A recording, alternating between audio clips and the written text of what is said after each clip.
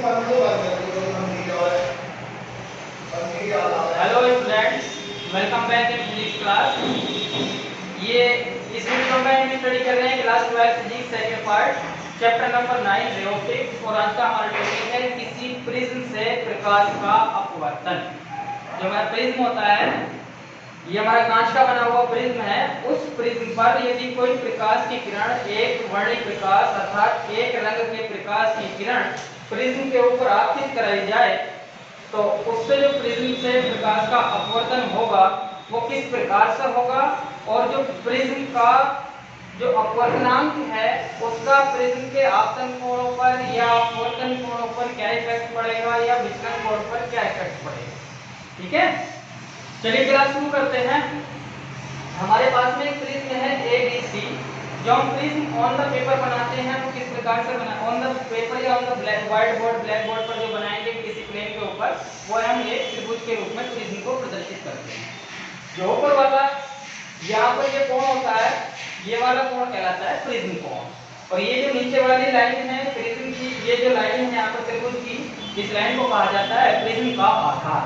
ठीक है, एक प्रिज्म हमारे पास में ABC है जिसका प्रिज्म कोण A है और BC क्या है, इसका प्रिज्म का आधार। ओके, और देखिए क्या है इस प्रिज्म में, ये जिस कांच का बना हुआ है उस कांच का अपवर्तनांक n है, उस कांच का अपवर्तनांक n है। एक वर्णिक प्रकाश की कोई किरण PQ हमने आपतित कराई तो इसके दो फेज हैं। देखिए एक ये वाला है और एक ये वाला है। ये एक तल है, पारदर्शी तल है, और एक ये वाला तल है, AB और AC। तो दोनों तलों पर प्रकाश का अपवर्तन होगा जब प्रकाश की किरण बाहर आएगी।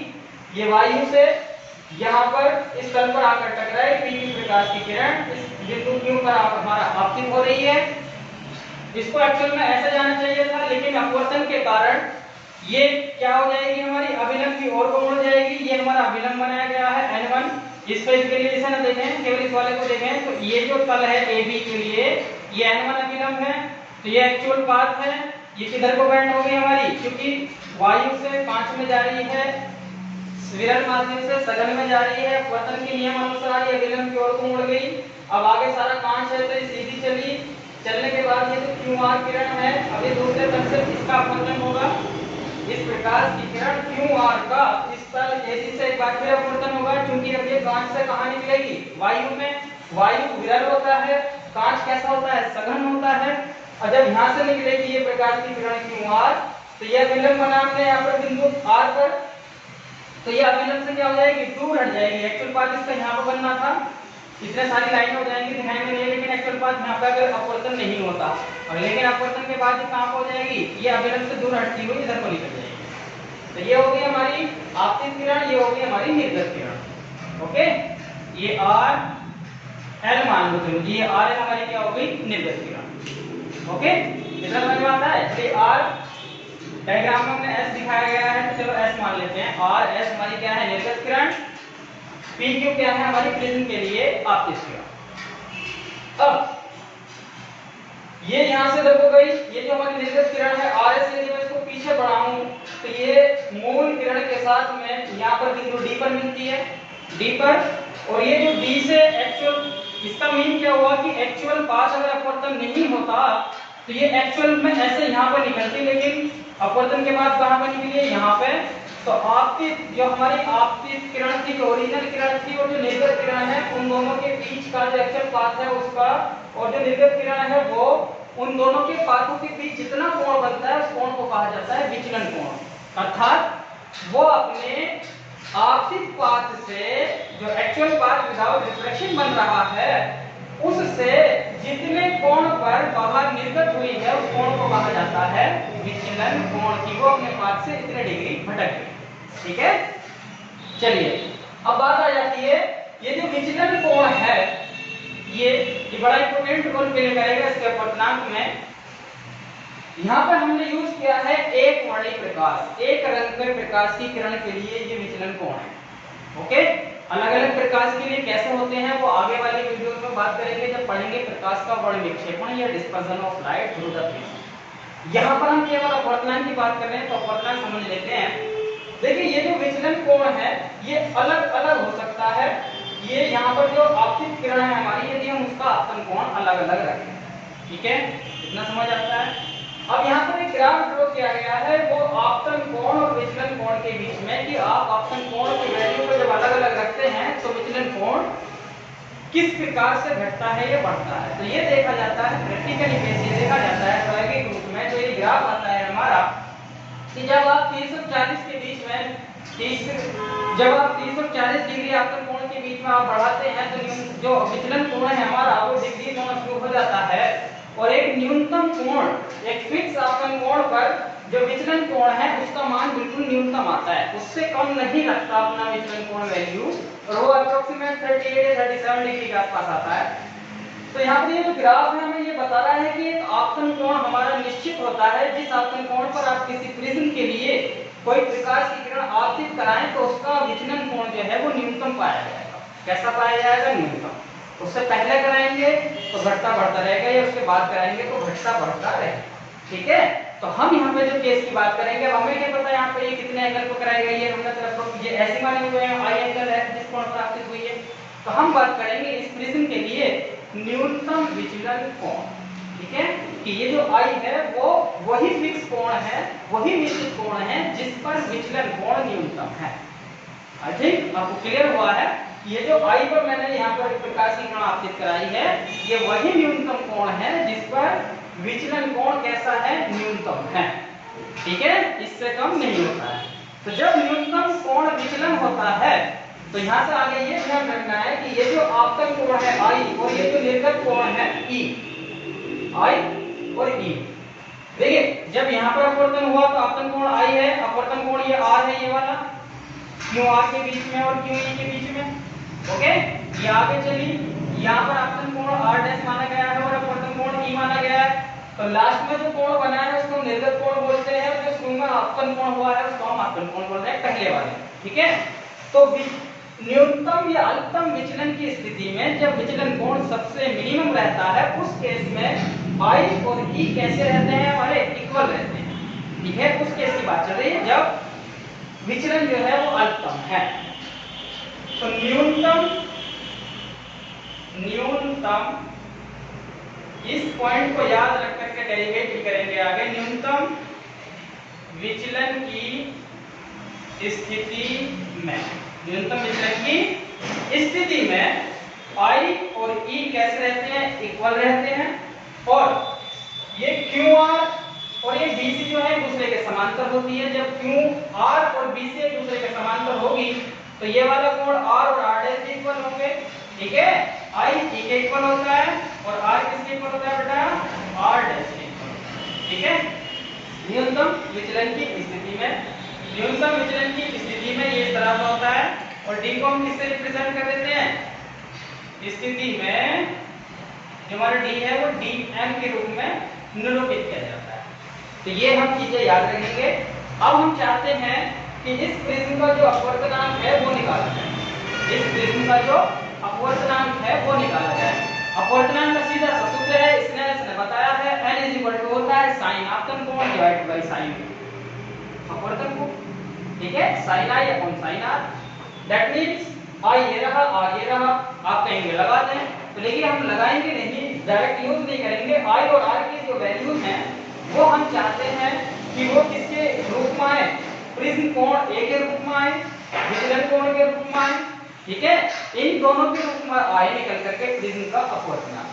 तो उसे ड्राइव करने के लिए कि किसी प्रिज्म का जो अपवर्तनांक है वो किस प्रकार से निकालेंगे, अब देख लेते हैं आगे। सबसे पहले ये सारी चीजें थी जो आपको क्लियर हुई होंगी कि अधिकतम या न्यूनतम विचलन की स्थिति में डेल्टा को क्या मान लिया जाता है? डेल्टा है, मतलब इससे नीचे नहीं जाएगा। आई हमारा ई के बराबर होगा और आर हमारा आर डैश के बराबर होंगे, दोनों आपस में इक्वल होंगे। ठीक है, अब डेरिवेशन शुरू करते हैं प्रिज्म के अपवर्तनांक के लिए। मेरे को आई चाहिए, तो जरा देख लेते हैं, इसमें कुछ ज्योमेट्री यूज करेंगे। देखिए ए क्यू ई आर चतुर्भुज बना है, तो एक चतुर्भुज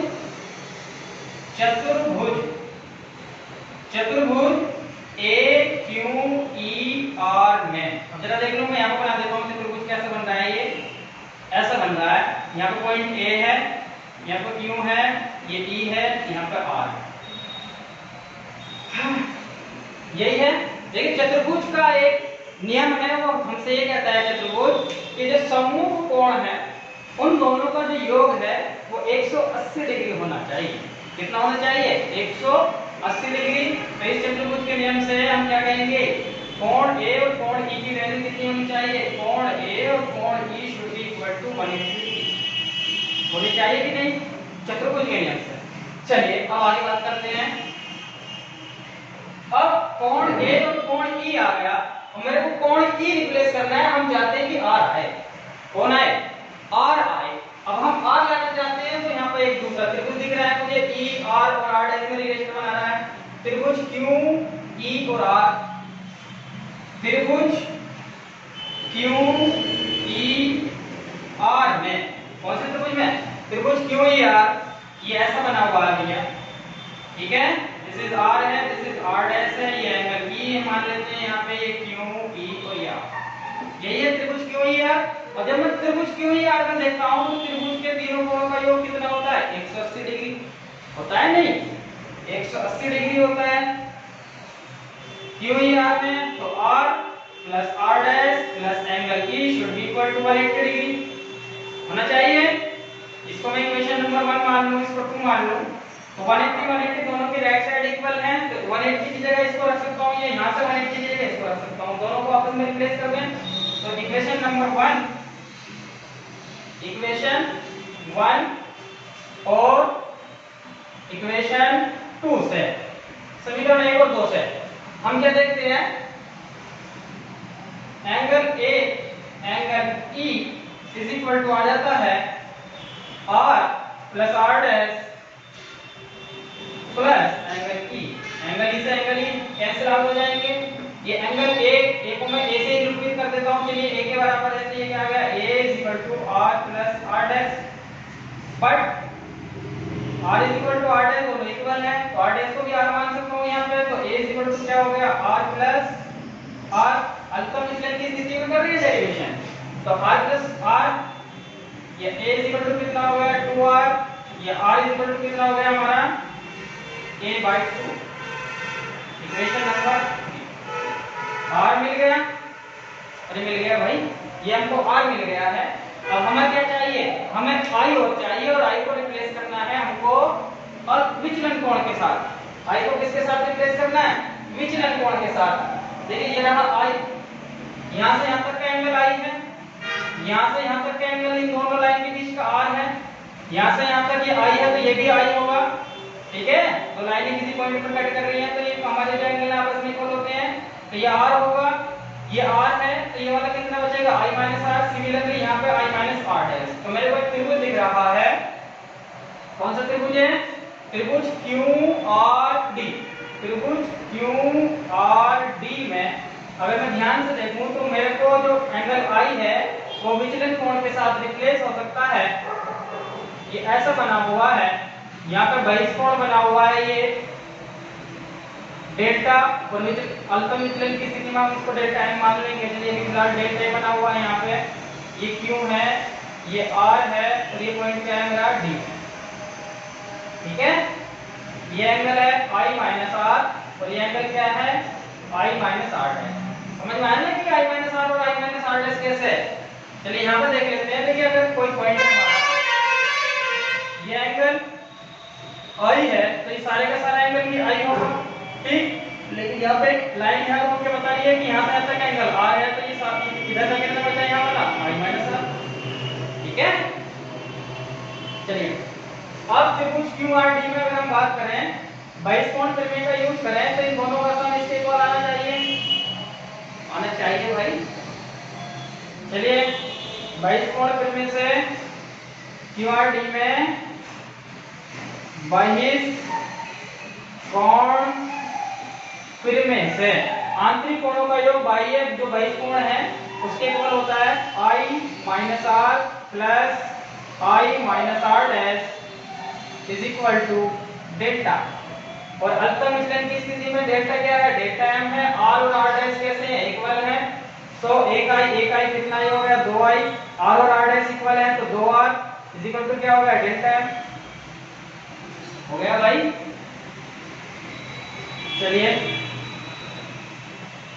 2i इज इक्वल टू हो गया हमारा डेल्टा m प्लस 2r, और 2r किसके इक्वल था, a के, यहाँ से यहाँ से निकालेंगे तो 2r किसके इक्वल हो जाएगा, a के। सो 2i इज इक्वल टू हो गया डेल्टा m। आई थिंक ये नीचे ज्यादा पहुंच गया है, ये आपको दिख नहीं रहा होगा, चलिए मैं इसको हटा देता हूँ, एक मिनट, डस्टर।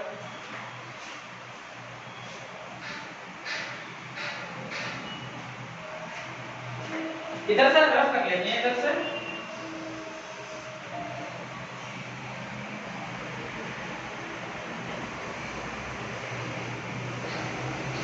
तो यहां से आगे लिखेंगे 2i equal to delta m plus 2r हो गया, क्योंकि इक्वेशन नंबर 3 से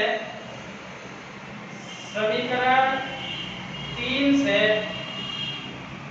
2r is equal to a है, तो यहाँ पे 2i इज इक्वल टू क्या हो जाएगा, 2i इज इक्वल टू हो गया delta m plus a, i की वैल्यू निकालेंगे तो क्या हो जाएगा, delta m plus a by 2, ये क्या आ गया i, और r कितना आया है, a by 2। That means i और r हमारे रिप्लेस हो गए हैं विचलन कोण और प्रिज्म कोण से, ठीक है। अब लगा सकते हैं स्नेल लो, स्नेल के नियम से, किसके नियम से, स्नेल के नियम से जो अपवर्तनांक है वो बराबर होता है sin अपवर्तन कोण डिवाइड बाय sin अपवर्तन कोण, sin i over sin r।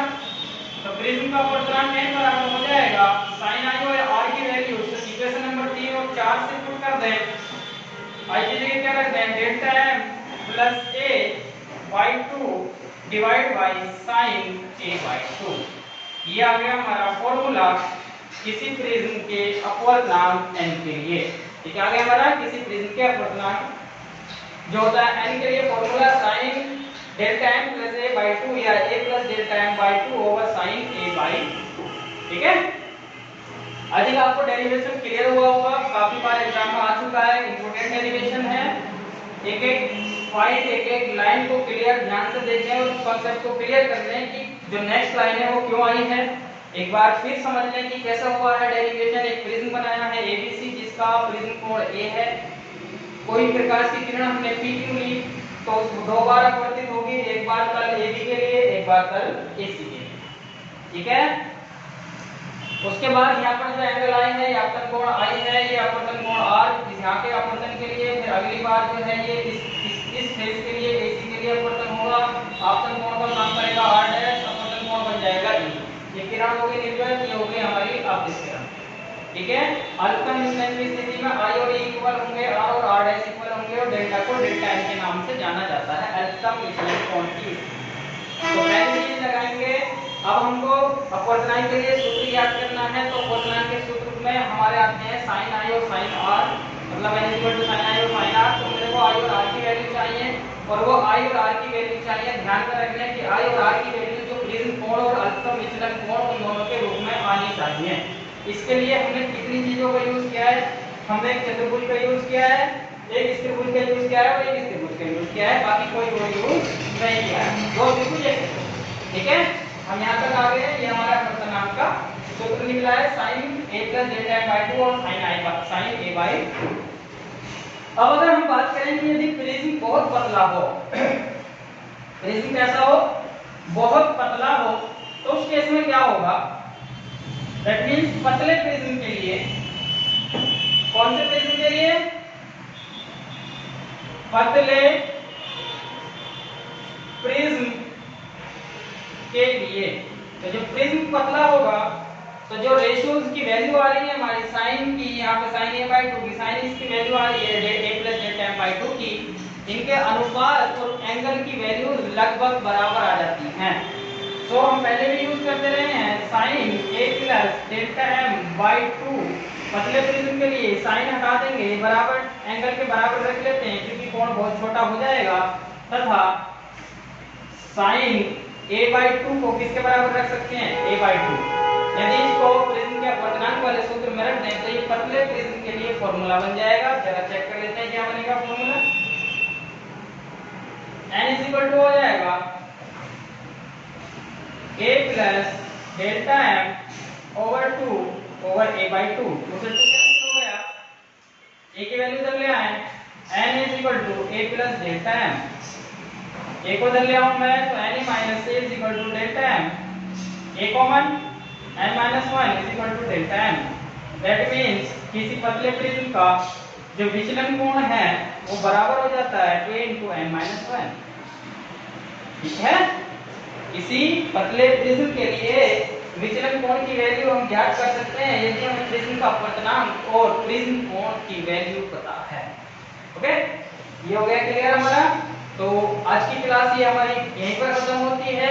आज हमने जो डेरिवेट किया है वो किसी प्रिज्म के लिए जो अपवर्तनांक होता है उसका सूत्र स्थापित किया है और पतले प्रिज्म के लिए सूत्र स्थापित किया है। आई थिंक आपको क्लियर हुआ होगा। अगर वीडियो को जरूर देखा करें वीडियोस को, और बीच बीच में रोक करके देखें। अगर कोई दिक्कत है तो आप कमेंट करके पूछ सकते हैं। वीडियो अच्छी लगी है तो वीडियो को शेयर लाइक जरूर किया करें और चैनल को भी सब्सक्राइब करना ना भूलें, जिससे कि आपको आने वाली वीडियोस का नोटिफिकेशन मिल जाता है कि वीडियो अपलोड हो चुका है। ठीक है, मुझे देखने के लिए थैंक यू वेरी मच।